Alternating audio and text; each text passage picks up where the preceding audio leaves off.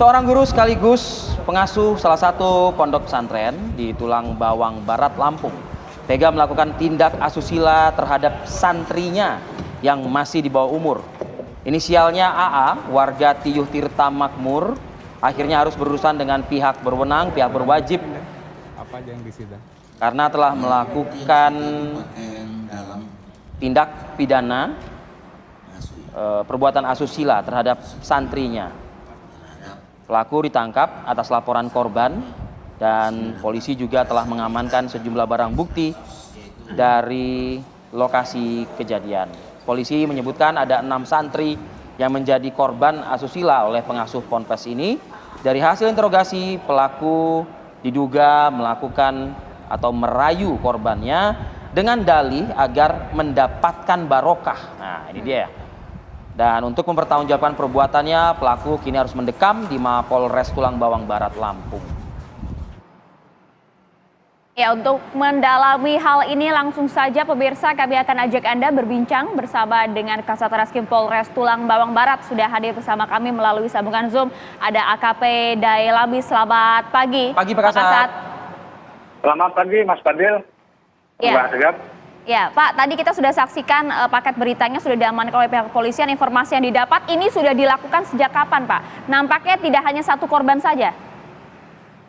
Ya, benar Mbak. Jadi korban dari pelaku ini ada 6 orang santri. Kebetulan kan tersangka ini juga pengasuh pondok pesantren tersebut. Jadi rata-rata korban ini berumur 15 tahun, jadi masih di bawah umur semua. Oke, ini kejadian dilakukan oleh pelaku perbuatan bejatnya ini di lingkungan pendidikan, Pak? Di lingkungan, karena kediaman tersangka ini kan bersebelahan dengan pondok pesantren tempat tersangka ini, Mas. Nah. Oke. Nah, itu apakah secara dalam kurun waktu berapa lama perbuatan ini dilakukan oleh oknum guru tersebut? Ada 6 santri ya? Iya, ada 6 santri, kurun waktunya itu berbeda, Mas. Ada di bulan Maret 2022, kemudian di bulan November dan Desember, dan yang berikutnya di bulan-bulan berikutnya itu tidak tiap bulan, tapi berurutan, Mas. Nggak dalam 1 bulan mereka itu tersangka melakukan perbuatan tersebut. Wow, iya. Siapa sih Pak pelaku ini, Pak? Mungkin bisa dijelaskan Pak background? Pelaku ini kan salah satu pengasuh pondok pesantren tempat santri ini menimba ilmu lah. Jadi ini termasuk yang memiliki pesantren tersebut, sekaligus mungkin guru di tempat pesantren tersebut.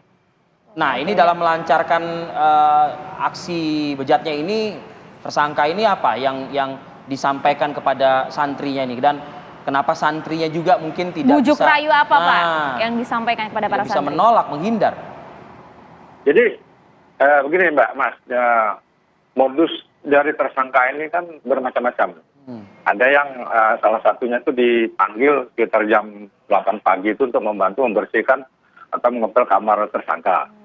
Kemudian setelah tersangka membersihkan lantai, ketika dia hendak keluar, ditahan atau dibujuk sama tersangka tersebut bahwa yang penting Nduk jangan nolak, maksudnya kan ini barokah buat Nduk, yang penting ikhlas.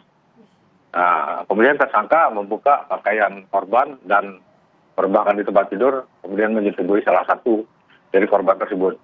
Namun yang lainnya itu ada yang dengan alasan minta dicabutkan uban, kemudian pada saat si korban ini mencabut uban tersangka, pada saat itulah tersangka melakukan aksinya dengan membuka baju, mohon maaf, kemudian meremas payudara dan mencium si korban. Ada juga yang perlu spesifik mungkin Pak Kasat. Ada juga yang dengan alasan minta dibuatkan teh. Ketika santri ini atau salah satu santri ini membuatkan teh, pada saat dia keluar itulah ditahan dan terus dibujuk. Semua korban ini memang tidak ada yang berusaha untuk menghindar, mengelak, menolak begitu? Dari keterangan korban karena rasa takut, enggak. Jadi mungkin ada rasa takut, tapi setelah terjadi perbuatan tersebut, si korban ini kan menangis. Ada salah satunya yang bercerita lah dengan kawan satu kamar dia bahwa dia baru selesai dicabuli oleh si tersangka ini. Ternyata rekan-rekan yang lain pun menceritakan hal yang sama, bahwa mereka juga pernah dicabuli oleh si tersangka ini. Sempat ada ancaman tidak sih Pak dari pelaku ini Pak? Untuk tidak melapor, untuk tidak berbicara dengan siapapun? Kalau untuk sementara tidak ada, hanya dia bujuk rayu mungkin karena mereka Ya, rasa takut itu ya? Oke. Iya, takut.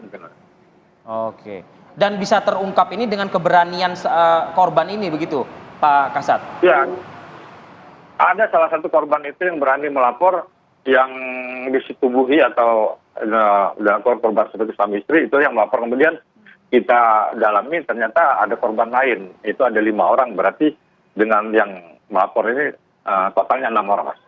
Oke, baik Pak, sudah diamankan ancaman hukuman dan pasal yang disangkakan Pak? Sudah kita amankan, tersangka sudah ambil keterangan dan dia mengakui korban tersebut, langsung kita tahan. Kita sangkakan dengan pasal 81 ayat 3 junto pasal 76D, subsidiar pasal 82 ayat 2 junto 76E Undang-Undang RI nomor 17 tahun 2016 tentang perlindungan anak dengan ancaman maksimal 15 tahun penjara. Bagaimana dengan operasional lembaga pendidikan sendiri, Pak? Ya. Aktivitasnya, apakah masih tetap berjalan normal atau mungkin ada semacam kayak penghentian aktivitas terlebih dahulu? Jadi setelah kejadian tersebut, aktivitas sudah tidak ada lagi. Anak-anak yang di pondok pesantren tersebut, seluruh orang tuanya membawa pulang. Karena sudah ditutup, sampai dengan saat ini tidak ada aktivitas lagi. Oke. Oke, baik terima kasih Terima kasih, AKP Pak Dailami, Kasat Kasat Reskrim Polres Tulang Bawang Barat atas waktunya pagi hari ini. Sukses untuk Anda, Pak. Sehat selalu. Salam sehat Pak.